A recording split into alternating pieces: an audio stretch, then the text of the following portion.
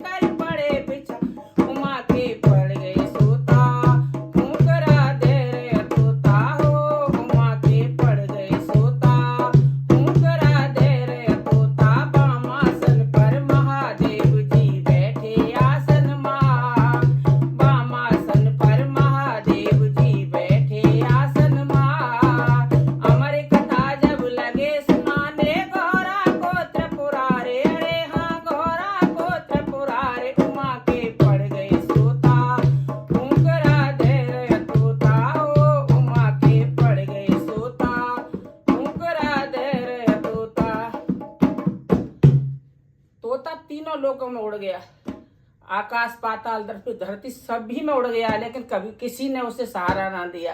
कहते हैं ना, किसी भी देवता की पूजा कर लो, अगर शंकर जी की पूजा नहीं की तो कोई भी पूजा स्वीकार नहीं करेगा।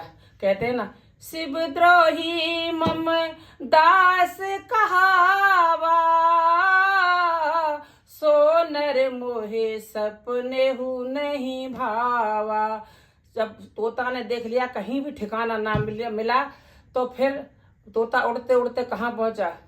अरे उड़ता उड़ता तोता मुनि वेद व्यास घर पहुंचा। उनकी कुटिया थी वेद व्यास मुनि जी की, तो उनकी जो पत्नी थी वो अपने बाल सुखा रही थी। जब उनको जमाई आई तो उनका मुंह फटा हुआ था, जब मुंह खुला हुआ था तो मुंह से वो तोता उनके अंदर प्रवेश कर जाता है।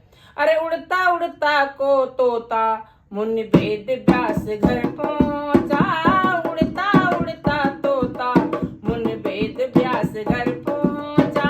वेद व्यास की पत्नी के गर्भ में जाई समाया, वेद व्यास की पत्नी के गर्भ में जाई समाया। नाम पड़ा सुखदेव था उनका, नाम पड़ा सुखदेव था उनका, लीलापुरम पार। अरे हाँ लीलापुरम, उमा के पड़ गए सोता, हुकरा दे रे तोता हो, उमा के पड़ गए सोता, हुकरा दे रे तोता। बामासन पर महादेव जी बैठे आसन महा, अमर कथा जब लगे सुनाने, गौरा गोत्र पुरारे। अरे हाँ गौरा गोत्र पुरारे, उमा के पड़ गए सोता, हुकरा दे रे तोता हो, उमा के पड़ गए सोता, हुकरा दे रे तोता। वो सच्चे दरबार की जय, बोल गुरु भगवान की जय।